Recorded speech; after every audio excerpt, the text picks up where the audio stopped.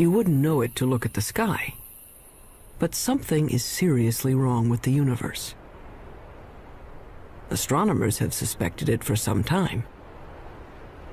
Now, they're pretty sure. For one thing, the universe may be billions of years too young. For another, part of the universe has been missing, a big part. Fact is, there have been several discoveries recently that threaten to topple our understanding of the universe like a house of cards. Scientists generally agree that the universe is very, very old. But now there's a theory that it may actually be younger than it looks, if you look closely enough. What in the world is going on with the universe? Astronomers have found, calculated, or conjured up outlandish, appalling things. Whispers from space left over from the moment of creation. Dark stars, dwarf stars, stars that eat each other. Stars clumped in galaxies, and galaxies clumped in larger, stranger structures. Only recently have we even begun to understand the scale of it all.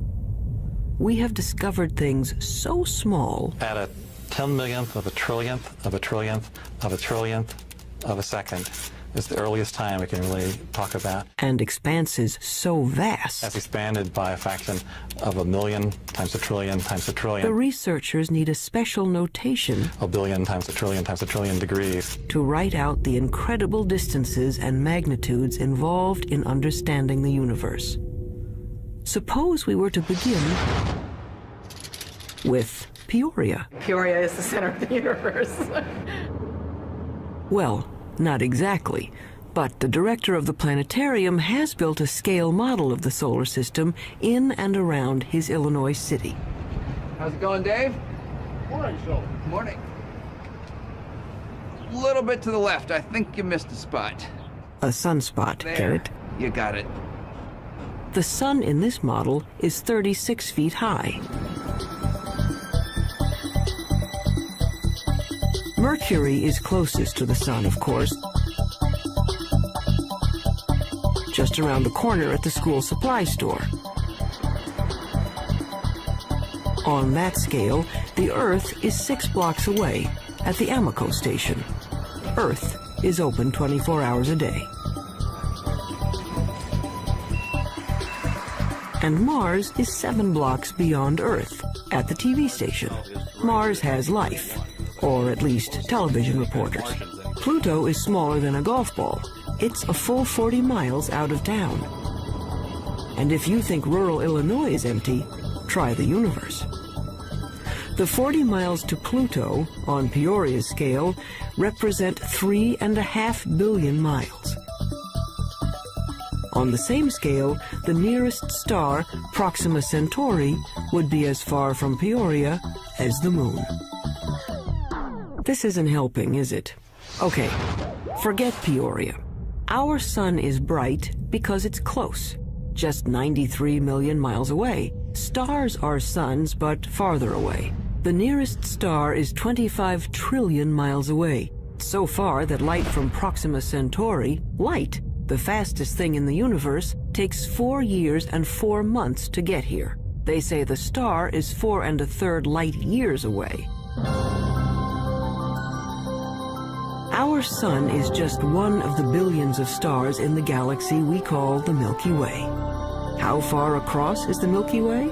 Real far, 100,000 light years. And the Milky Way is just one of some 50 billion galaxies.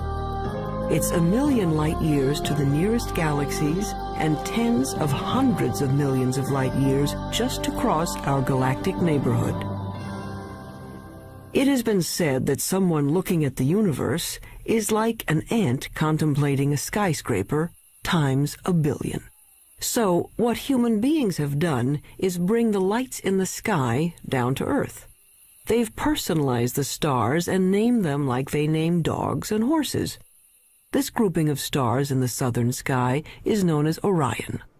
The shepherds in ancient Crete decided it looked like a hunter armed with a club and carrying a shield made of lion skin. Cretan shepherds had great imaginations. do we know what we know today about the universe? Well, we've been trying to understand it for a long time. The awful majesty unveiled by night has, down the ages, stirred us to wonder and worship. Prehistoric astronomers used elaborate monuments to mark the sunrise and the sunset. By 300 BC, Aristotle taught there were transparent globes around the Earth, on which were mounted the sun, moon, planets, and farthest out, a sphere studded with little stars. As late as the 16th century, most still believed the Earth was the center of the universe.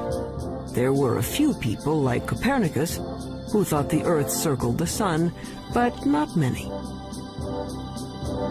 Then, in 1608, an Italian named Galileo heard that you could make a spyglass with two lenses in a tube. He built one and aimed it up. It was not until Galileo perfected the telescope around 1610 and pointed it at the Milky Way that he was able to say that the Milky Way was just millions of stars. And if you take a pair of binoculars on a clear night and look at the Milky Way, you'll just see that it's nothing but stars and clusters of stars. Galileo's telescope magnified things about as much as a pair of binoculars, but that was enough. He saw that Venus had phases like the moon, that the sun had spots on it, and that the moon had mountains, and that Jupiter had 4 moons. Aristotle's perfect crystalline spheres were shattered, and the universe stopped being simple. And there were other strange things out there. Remember Orion? Well, down in the middle of his sword was a star that wouldn't focus to a bright point, no matter how powerful the telescope. The object came to be called a nebula, and over time, astronomers found many such fuzzy blotches in the sky. Fast forward a couple of centuries.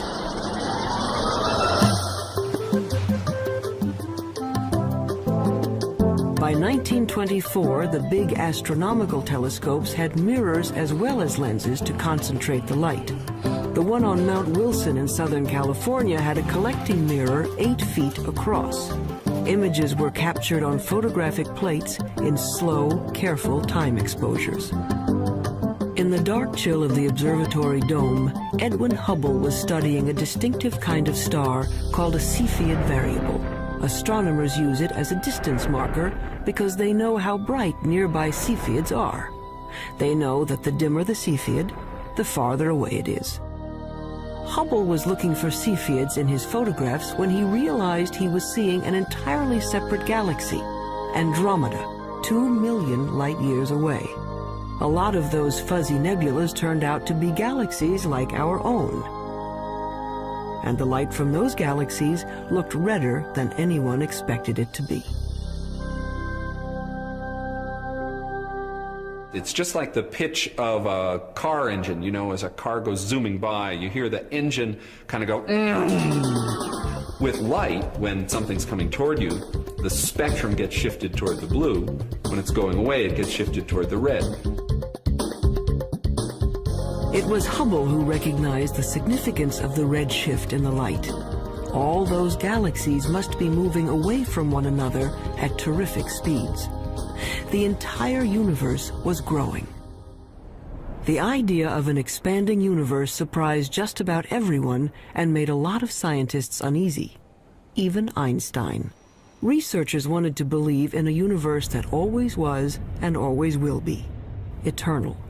But galaxies flying away from each other meant that once, long ago, they were clumped together. It meant something started them moving. The universe had a beginning. Today, it's called the Big Bang Theory. First, the universe was a bright, hot point, smaller than an atom. And the mother of all explosions, it started expanding. Eventually, the hydrogen gas in space cooled down and began to form stars and galaxies of stars. Galaxies flying outward, surfing along on the expansion of space itself. So now we can calculate the age of the universe. It's the kind of mathematics you do on a motor trip. If your speed is 30 miles an hour and you've traveled 60 miles, you can figure you've been traveling for 2 hours. The red shift tells us the speed of stars, and the milestone Cepheid stars tell us how far they've traveled. When astronomers divide it out, it says the Big Bang happened 15 to 20 billion years ago. Long ago and far away. So who cares? Well, we're answering one of the most fundamental questions that human beings can pose, and that is, how old is the universe that we live in? How did it begin? And what's its evolution? Those are major questions. Those are major philosophical questions, questions that religions have touched on, philosophy has touched on, physics is touching on, mathematics is touching on.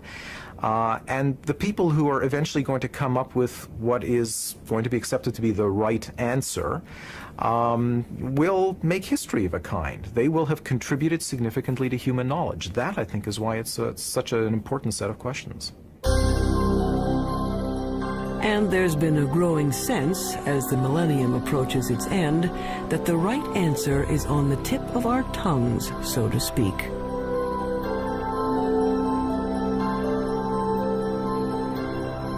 But not yet, not quite.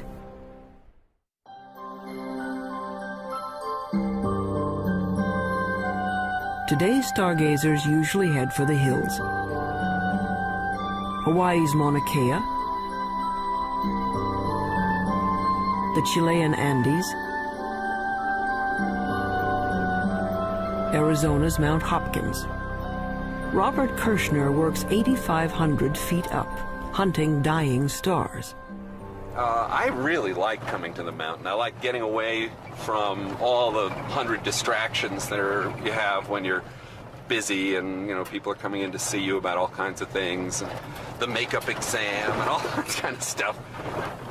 And to just concentrate for a couple of days only on the scientific investigation, only on what you're trying to do, it's very, very good. Light pollution has chased astronomers out of the cities to lonely vigils in remote locations. Kirshner watches for the sudden flare-up that means a star has exploded, a supernova, or its smaller cousin, a nova. The kinds of things I'm working on, these supernovae, which are events that come and go, if you don't get it this year or this month, that one is gone. You just lose the chance.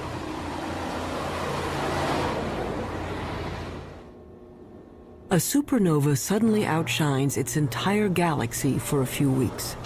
If Kirshner and his colleagues can calibrate these cosmic flashbulbs, supernovas may prove even better mileposts than Cepheids. The game now for the supernovae, I think, is to find distant ones and to see if they really are the same as the nearby ones. Then we'll have a reliable tool to map out large-scale structure in the universe, and the supernovae, the Type 1 supernovae, look to me like a really good candidate for that. It's easy to find where supernovas have been. There are clouds of dust and gas in space marking places where stars have blown up. But supernovas are rare. A galaxy of 100 million stars might have one exploding star every 100 years. So Kirshner watches and waits. Well, the heroic age of observing has really passed. It used to be that you would be outside the whole night long, instead of sitting in a control room where a television brings the signal in and you're operating on a computer keyboard. 24, okay, CCD in the right mode. It's hard staying up all night. Ours good. But there's a kind of sense of adventure to it that is a little bit like being a kid and lying out in the snow and kind of figuring out the constellations. Some of that is good for you, too. Yeah, fine. Breaking in the cookies already. Oh, I can have a cookie if I want. You have 10 hours to go. Look at all those cookies. I have one every half hour. I'll need the whole. In this era of digital cameras and electronic light amplifiers, men are still watching the skies and craftsmen are still grinding telescope mirrors. Like this 21-foot monster under construction at the University of Arizona. But one thing hasn't changed much in 400 years. astronomers are still battling their ancient enemy, the air. Starlight shimmers and twists as it passes through our atmosphere. The twinkling of the stars may be a delight to poets, but astronomers are trying to get rid of it. What we can do is shine a laser into the sky. We focus on some sodium atoms, which are at about 100 kilometers above the surface of the Earth. We can make those glow with the laser and create an artificial star, which is sort of directly in line with the very faint object we want to look at. And then if we measure the blurring of the artificial star and correct that, then the faint object we really want to look at is corrected as well. And we have liftoff of the Space Shuttle Endeavour. But until that technique is perfected, astronomers have another way to take the twinkle out of the stars. All they have to do is put the telescope above that pesky atmosphere, in orbit. In 1990, NASA launched a space telescope and named it for Edwin Hubble. Unfortunately, its mirror was made wrong and its first pictures were blurred. Astronauts had to go up and fix it. Let's go fix this thing. We copy. Move it out of the sun a little bit. We had a good aliveness test. Outstanding. Houston, Endeavour has a firm handshake with Mr. Hubble's telescope. We copy that, Cody, and there are miles galore down here. It could be real exciting for the astronomical community, I guess, and for the whole world to see what Hubble really can do with a good set of eyeballs. The out-of-focus pictures gave way to spectacular shots of interstellar dust clouds and the great galaxies of stars. In just one bit of the sky, a tiny patch that could be blocked by a grain of sand held at arm's length, astronomers found 2,000 galaxies. They were seeing better than they ever could before. So one way of looking at it is if there was a firefly in Tokyo, and here we are in Washington looking at it, we could tell if there was another firefly 10 feet away, we'd actually be able to distinguish them. In 1994, at the Space Telescope Science Institute in Baltimore, astronomer Wendy Friedman was using the newfound clarity of the Hubble to observe the heavens and stumbled into the cosmological controversy of the decade. Yeah, I just wanted to ask you not to break out any observations until I give you a clear. So when were these images taken? She and her team, like Edwin Hubble before them, were looking at those milestone stars. The cosmic rays aren't nearly as apparent. For our work, we need a telescope out in space because what we're after is a certain kind of star. It's called a Cepheid. And we have to be able to detect that kind of star against the background of a galaxy. And the Earth's atmosphere smears and blurs our view, and we can't detect those stars. Friedman got the best readings yet on Cepheids in a neighboring galaxy, and a measurement of its distance. Using the redshift speedometer, she calculated a new age for the universe. Our preliminary measurements indicate that the age of the universe is somewhere in the range from 8 to 12 billion years. And that immediately brings about a conflict with other ages that have been measured. That's a problem. Her universe is younger than some stars, and the age dating of stars is very accurate. Scientists can read a star's chemical changes like a clock. When we look at a cluster of stars, hundreds or thousands, it doesn't really matter. What we have to do is go in and measure the brightness of the brightest star that's left in the cluster, that's still burning hydrogen in its core. And that star is the minute hand on the clock, because that's the star that is closest to burning out its hydrogen, closest to ending its life, and that's a direct measure of the age of the cluster. But unfortunately, the star clock has been running 6 billion years longer than Friedman's universe. But we're looking at globular star clusters, 100,000 to 1 million stars, and they're being age dated by several very reputable groups of physicists, astronomers, and they're all coming up with ages 17, 18, 19 billion years. That's a problem. We're very close to having a kind of contradiction between the ages of the stars and the age of the universe. This would be quite embarrassing, because you really shouldn't be older than your mother. Clearly, if the universe is 10 or 12 billion years old, then there can't be stars in the universe that are 15 or 17 billion years old. That's not logical, at least if the entire Big Bang theory is right or even close to being right. Wendy Friedman is well aware of the dilemma. She knows that, like many other puzzles about the universe, this one will probably be around for a while. I mean, anytime you get a new tool, you get data that are of better quality than were possible to obtain in the past. Yeah. You learn new things and yes, sometimes leads to confusion because there aren't answers for all of the questions that are being raised. But it's a healthy aspect of science and how science proceeds.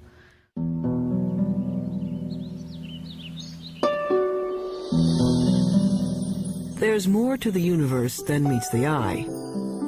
We can see only a small part of what's going on out there.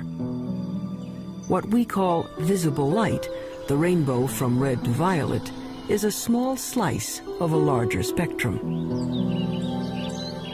But there are other ways of seeing. With the right technology, you can look at the world in everything from X-rays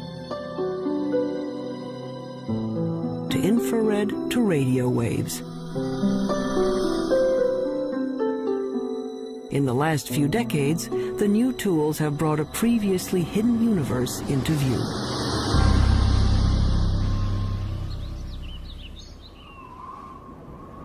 Take the sun. Nothing to do but roll around heaven all day, right?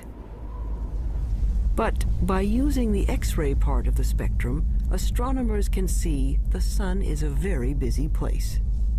Pictures made by X-ray detectors show there's a cauldron of nuclear reactions boiling beneath its surface. Using film sensitive to ultraviolet, we can see great plumes of superheated gases rising from the sun's surface. Our well-behaved, friendly neighborhood star is a continuing, self-contained thermonuclear explosion. It's in high-energy astronomy where you really see that the universe is a violent place. It's not just made up of these good citizen stars that sit quietly fusing their hydrogen into helium. NASA is looking at the lower end of the spectrum, infrared light. Infrared is absorbed by moisture in the Earth's atmosphere. So infrared telescopes are mounted on planes to lift them above the clouds.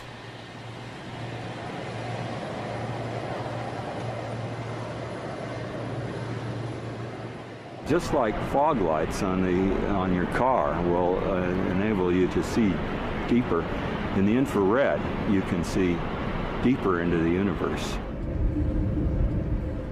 We warm human bodies shine in the infrared. Anything at my temperature in the universe is emitting planets, comets, other bodies.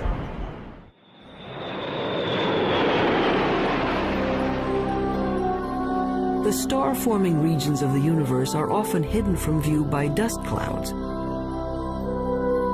until infrared astronomy allowed us a way in.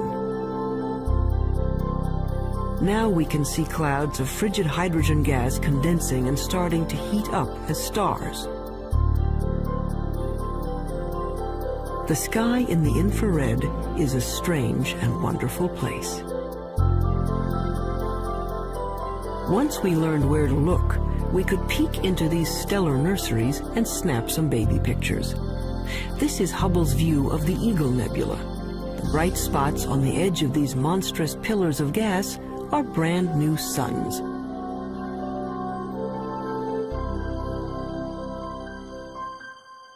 But as spectacular as the pictures are, scientists owe much of their understanding of the universe to radiostatic, a whisper from the sky. If you're listening to the universe with a radio telescope, it would mainly be a hissing sound. It sounds like steam escaping from a radiator. They heard it first by accident.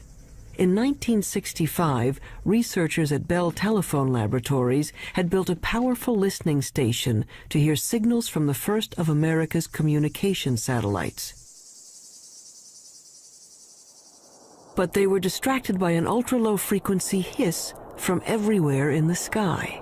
What they were picking up was energy from the bright flash that started the universe, an echo of the Big Bang itself. Radio astronomy was the second big window we opened on the universe. The first big window was Galileo going and putting a telescope to his eyes and seeing what he could see with his own eyes, and then with film eventually. The next big step was radio astronomy, a great step forward in terms of discovering new things and understanding new things. The discovery of the cosmic background radiation was a fatal blow to those who wanted to believe in an eternal universe. The Big Bang proponents had won. But the cosmic background radiation seemed to be smooth and even, coming from everywhere in the sky. Just what you'd expect from a universe that began from a single point. But then, why weren't the stars spread evenly through space? Galaxies should be moving steadily outward as the universe expands. Each should be moving away from all others like raisins in a rising loaf of bread. Astronomers had thought that the universe was sort of expanding uniformly and the galaxies were just going along, and that the only motion we should see is the Earth going around the sun and the sun going around the galaxy. But in fact what we saw was that the largest motion of all was the galaxy itself moving. And that really surprised astronomers, and the only conclusion we could come to was that something was causing the galaxy to move away from just the simple expansion of the universe. And after thinking about it for a while, the conclusion was that there must be a large group of galaxies near us. When astronomers plot the position of galaxies in their computers, they find filaments and clusters and walls of galaxies. How could that be if radio telescopes were saying the energy of the Big Bang was evenly spread across the sky? There had to be some seeds at the beginning. There had to be some small lumps in the early universe that are going to grow to create the structure. So Smoot went looking for irregularities in the background radiation to show that the Big Bang explosion was uneven. In 1989, his instrument package went up on a satellite, the Cosmic Background Explorer. It found subtle variations in the energy left over from the moment of creation. Announced in 1992, it was one of the momentous discoveries of the century. The universe made sense again. Smoot later told the press these wrinkles in the cosmic background radiation were the largest structures ever seen and the oldest. He told reporters that it was like seeing God. And that's the one that the press grabbed on because that's the one people could relate to. And that got spread all over and got much more attention, including people from philosophy and religion coming in and asking questions. But if researchers could finally explain why there are stars and galaxies and collections of galaxies, that didn't solve their other major problem. It's a little like the old childhood rhyme. The other day upon the stair, I met a man who wasn't there. He wasn't there again today. Oh, how I wish he'd stay away. The problem is that we know that at least 90% of the universe is something we don't know what it is. In the late 1970s, astronomer Vera Rubin and her associates noticed something peculiar on the outer edges of spiral galaxies like our own. Like flotsam caught in a whirlpool, stars on the fringes of galaxies should be moving more slowly than stars at the center. But what Rubin saw appeared to defy the laws of physics. The stars on the edge were moving just as fast as those in the middle. We live, sort of 2/3 of the way, we being the Earth, about 2/3 of the way out from the center of our galaxy, and we're orbiting at 500,000 miles an hour. That's pretty fast. Faster than it should be. Such velocities could only be caused by an enormous gravitational pull, which requires more matter than anyone had detected out there. A lot more. It was a shock to learn that when we were studying the universe, we really weren't studying the universe. We were studying just the 5 or 10% of it that was luminous. So it's like, I don't know, trying to study the Earth and just looking at Pennsylvania. All the things we have ever observed in the universe, the planets, the stars, the galaxies, the clusters of galaxies, make up 10% of the universe, maybe less. Early efforts to track down the missing matter failed. They call the 90% that is not visible dark matter. But no one knew what it was. Maybe dead dark stars, or some kind of cosmic dirt, or maybe a whole lot of something extremely small is filling space.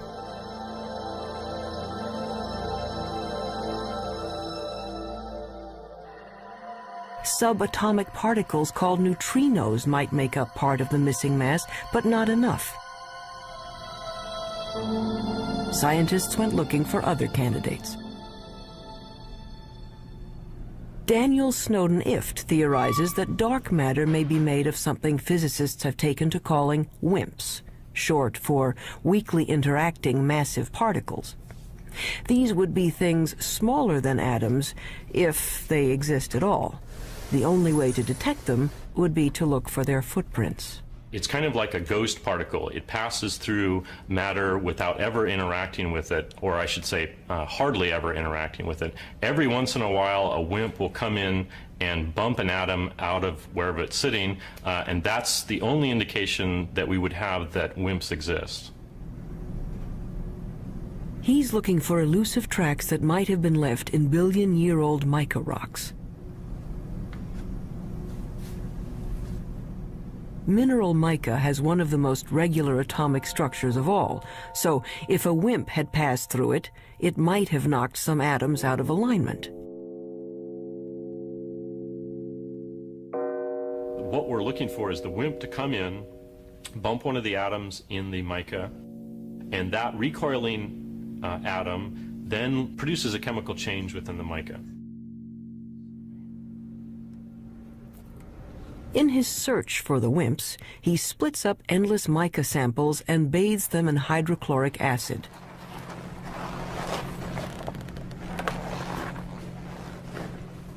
It's a little bit like developing a photograph. The etched mica goes under a supermicroscope, which magnifies it 50 million times. Mica may be the perfect place for clues to the missing mass. Unfortunately, to date, Daniel Snowden Ift hasn't found any WIMPs. Researchers stunned a 1996 meeting of astronomers when they announced they had found the dark matter, or at least some of it. They had picked up ripples in starlight caused by dwarf stars too dim to be seen directly. A halo of these objects surrounding galaxies would account for the missing part of the universe. To bug the physicists looking for WIMPs, the astronomers call these tiny dense stars machos, massive compact halo objects. The research to confirm the mysterious source of gravity goes on. I would like to think that in 10 years we know what the dark matter is, but I wouldn't bet very much money on it. But advances usually come in very surprising ways.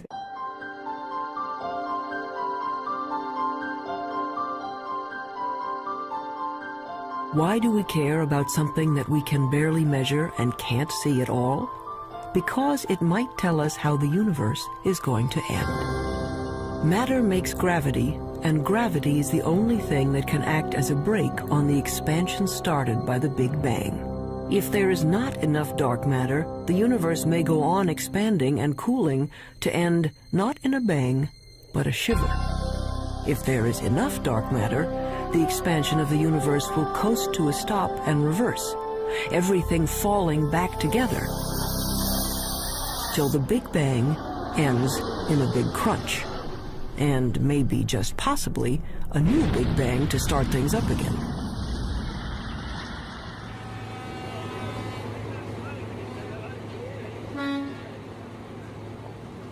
Albert Einstein, among other things, revolutionized the way we think about good old gravity. Astronomers generally only talk about one force, and that's gravity. And the reason for it is almost everything that's important on the large scale, that is on the scale of planets and stars or the universe as a whole, is gravity. From Einstein, we know that the gravity that pulled Newton's apple down from the tree isn't a kind of magnetism. Gravity is a property of matter and space. Matter bends space. The more mass, the more space around the mass is warped. That's why the moon goes around the Earth.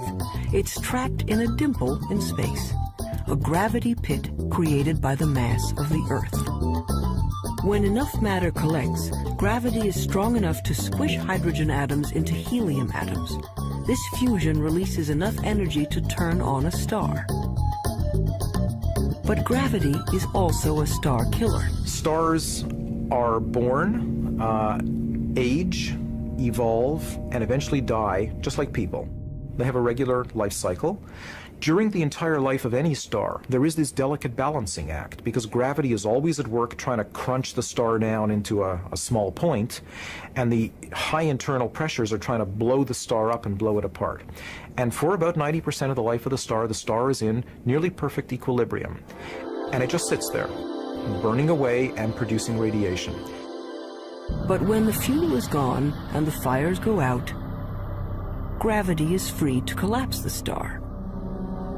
A medium-sized star like our Sun will burn steadily for 10 billion years.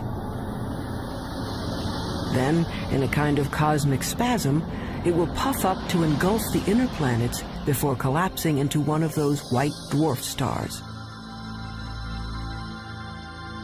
A star twice the mass of our Sun would collapse even farther, ending up as a super-dense star the size of New York City, a neutron star. A teaspoonful of stuff from a neutron star would weigh 100 million tons. But what happens to a bigger star when its fires die down? Say a star 50 times the size of the Sun. It may blow up as a supernova, leaving a neutron star, but then it keeps on shrinking to infinity. An infinitely small point with a gravity so powerful that not even light can escape. There's no there there. It's a black hole. And the analogy that we have to space being stretched by the material is you have a rubber sheet and you put a ball on it and it causes a dent. Put a heavier ball, it'll cause a deeper dent. If you put a heavy enough ball, it'll just tear through the rubber sheet altogether. If you force too much matter into a limited amount of space, it'll just tear space like tearing the rubber sheet. You can be forgiven for thinking a black hole is some sort of weird science trick. An infinitely small, invisible star defies common sense. It's what happens when you use mathematics as your lens on the universe. But out here on the high desert of New Mexico, they've found that black holes do exist outside of equations.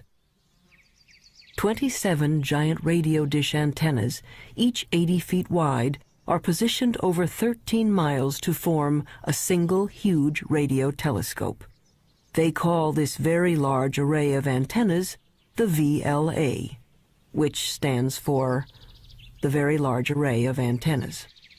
James Moran is one of the world's foremost radio astronomers. The VLA has had a tremendous impact over the last 15 years. It's very important because it has tremendous versatility. This technique of radio interferometers was developed after World War II, but this is the first really big array. Dust obscures light rays, but this instrument can penetrate that dust because radio waves go right through the dust, and we can see down to the core of things that can't be seen in optical astronomy, for example. It turns out that a black hole can create radio signals as it sucks in matter. The signals can show up as a beam of microwaves, a microwave laser, or maser. Why you would find a maser in a black hole is a complete mystery. I don't think anybody would ever have predicted this. What we have found is that there's actually a very light molecular cloud in a disc shape. My friends refer to it as the maser frisbee. We didn't go looking there hoping to find something coming out of very compact region around the black hole. It just plopped onto our computer printouts. A black hole can attract dust and gas in its neighborhood into a whirling disk of molecules. Those molecules release great bursts of radio energy as they are drawn in.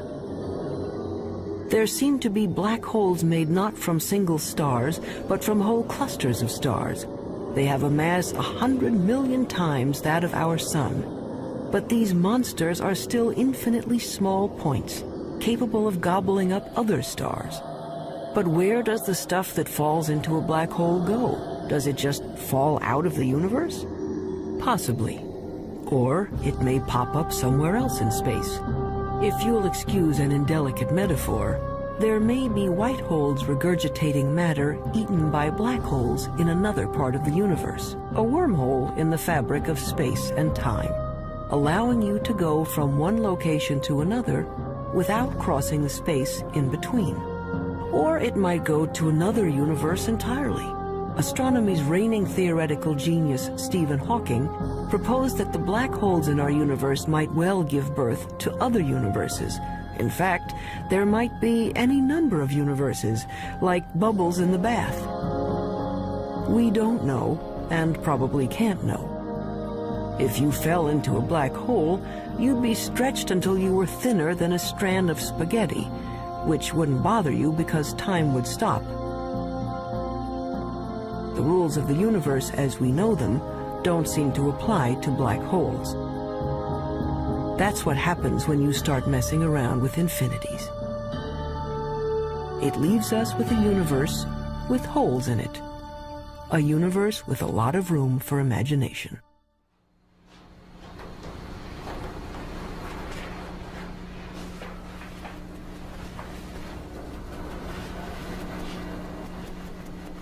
On the sound stages of Paramount Pictures, a spin-off of one of the most durable shows in television history, Star Trek Voyager. Quiet on the stage. Anyone not ready? Roll, please. Action! I want a full systems report. And Mr. Kim, Mr. Tuvok, I want every iota of information that was recorded regarding this phenomenon. Let's see what you have, Mr. Kim. There. It's registering only on subspace bands. We don't even have it on long-range sensors yet. Verteron emanations. Tunneling secondary particles. It certainly looks like a wormhole. But is it stable enough for us to enter? And if it is, where does it lead? There is, of course, a 75% chance a wormhole will not lead to the Alpha Quadrant. Great. Thank you, Jennifer's mark. That'll be Jennifer's mark. Yes, I gave that to our change. Thank you. Great. Real-world astronomers have confirmed now there are planets circling other suns. The problem is, we can't get to these other worlds in any reasonable amount of time. 20th century physics says nothing can go faster than the speed of light. You want black wrap that? Sure, go ahead. But that would be much too slow for a 24th century operation like Star Trek. The dramatic need of a television series called Star Trek is that we need to travel to a different planet every week. So Gene Roddenberry said, well, okay, we're going to have something that he called warp drive, which somehow warped space and let us travel through subspace. How does this work? We don't know. But nevertheless, we see it work every week, and hopefully the audience buys it.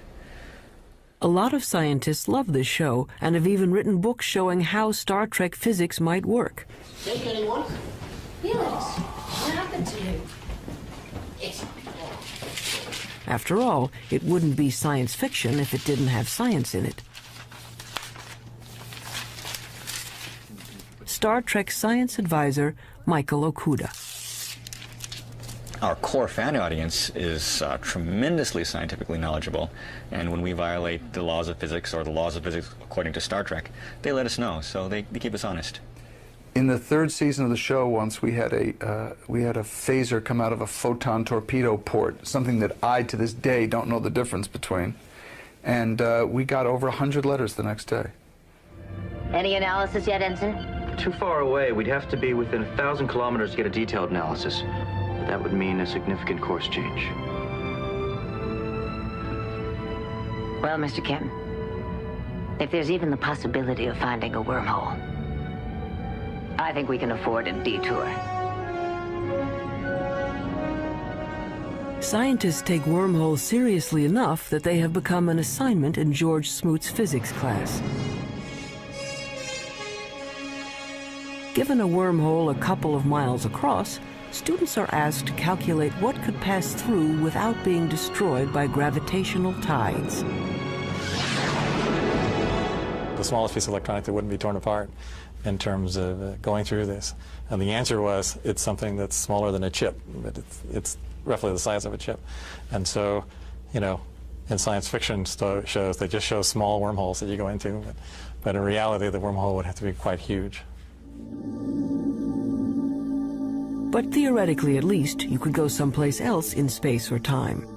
As far as physics goes, a wormhole is a loophole in the laws of the universe.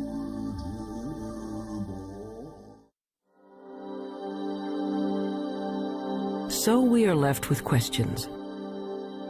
Why do some stars appear to be older than the universe?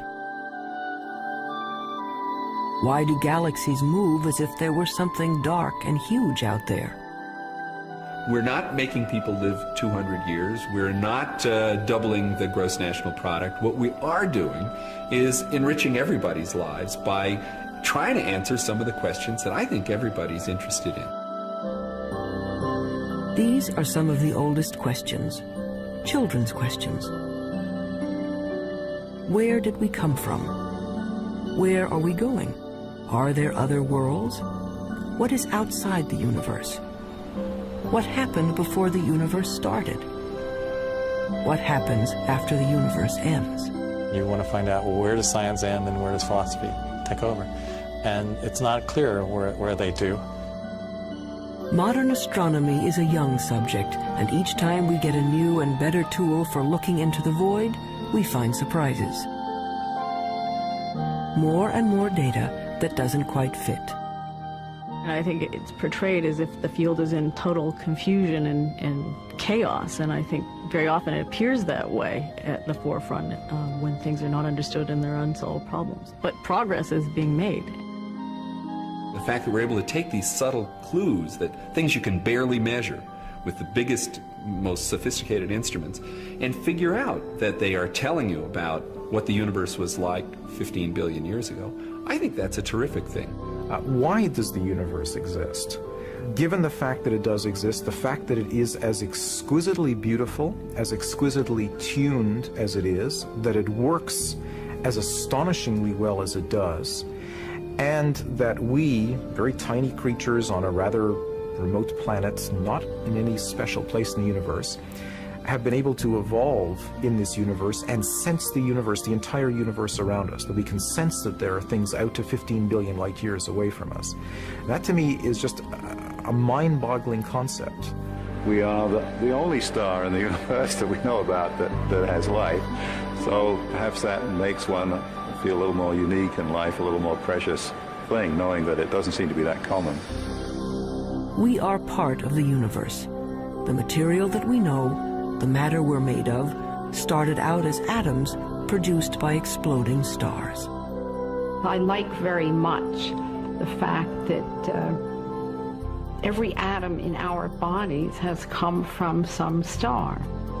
If there were no stars, the universe would be all hydrogen and none of what we know would exist.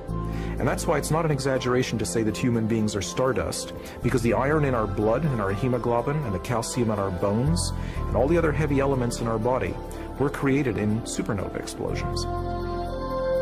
So in our quest to understand the universe, we come back to ourselves. If we are made from the elements of stars, aren't we then, in a way, the universe trying to understand itself? It's not quite what the ancients were talking about, but maybe we're in the center of the universe after all.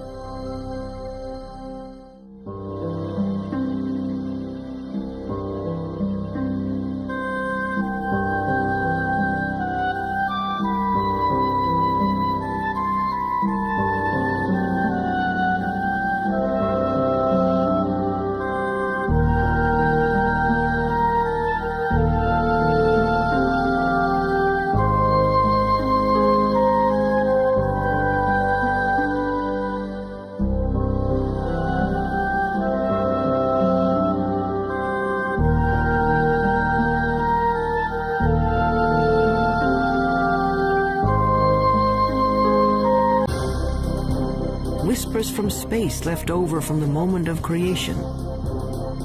Dark stars, dwarf stars, stars that eat each other. Stars clumped in galaxies, and galaxies clumped in larger, stranger structures. Only recently have we even begun to understand the scale of it all. We have discovered things so small. At a 10 millionth of a trillionth of a trillionth of a trillionth of a second is the earliest time we can really talk about. And expanses so vast. That's expanded by a fraction of a million times a trillion times a trillion. The researchers need a special notation. A billion times a trillion degrees. To write out the incredible distances and magnitudes involved in understanding the universe. Suppose we were to begin with Peoria. Peoria is the center of the universe. Well, not exactly, but the director of the planetarium has built a scale model of the solar system in and around his Illinois city. How's it going, Dave? Morning, Phil. Morning. A little bit to the left. I think you missed a spot. A sunspot, There. get it? You got it. The sun in this model is 36 feet high. Mercury is closest to the sun, of course. Just around the corner at the school supply store.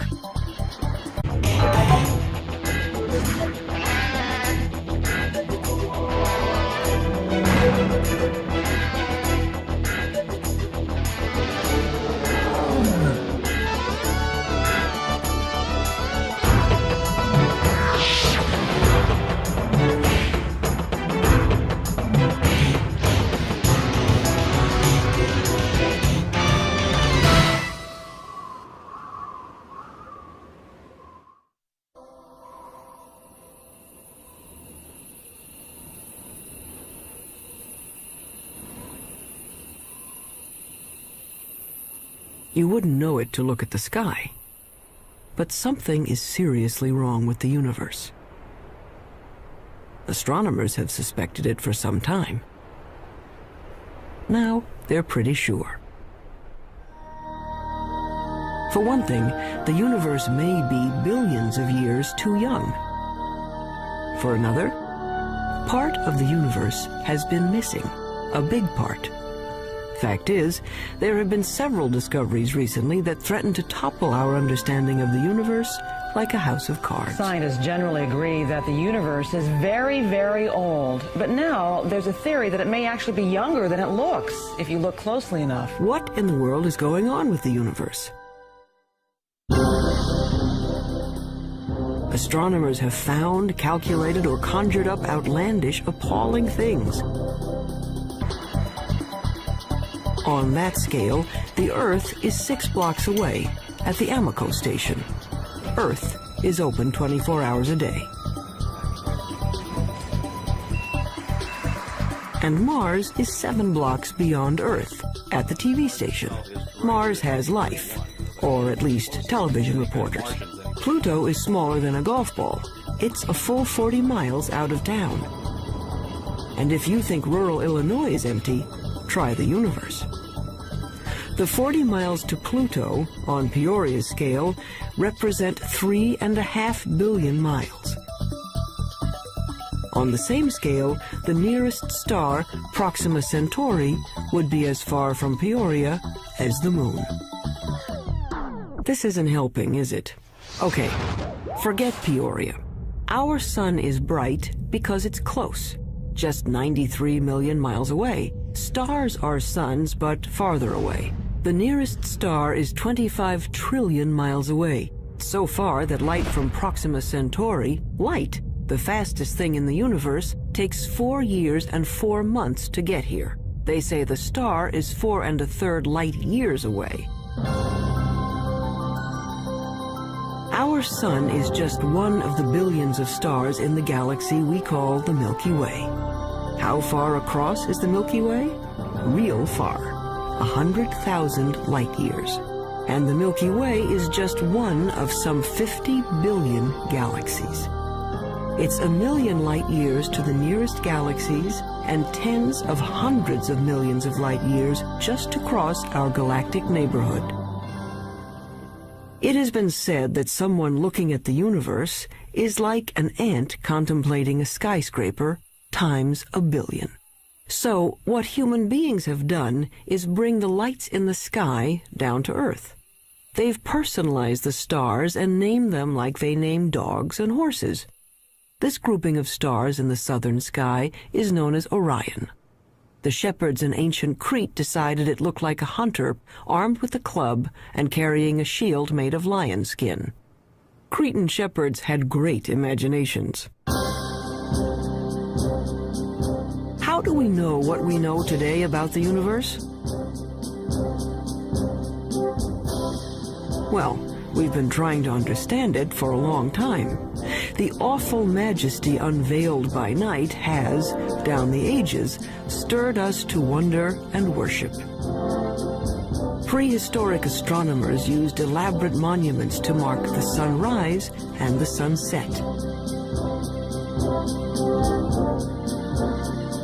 By 300 BC, Aristotle taught there were transparent globes around the Earth, on which were mounted the sun, moon, planets, and farthest out, a sphere studded with little stars.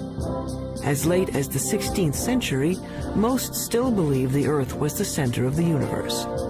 There were a few people, like Copernicus, who thought the Earth circled the sun, but not many.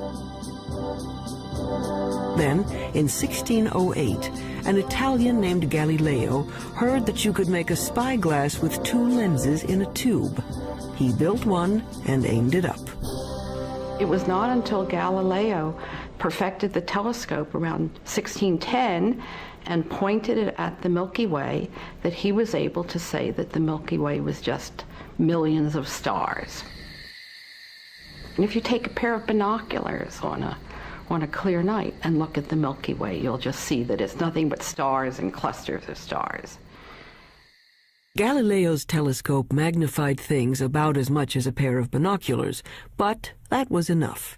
He saw that Venus had phases like the moon, that the sun had spots on it, and that the moon had mountains, and that Jupiter had 4 moons. Aristotle's perfect crystalline spheres were shattered, and the universe stopped being simple. And there were other strange things out there. Remember Orion? Well, down in the middle of his sword was a star that wouldn't focus to a bright point, no matter how powerful the telescope. The object came to be called a nebula, and over time, astronomers found many such fuzzy blotches in the sky. Fast forward a couple of centuries.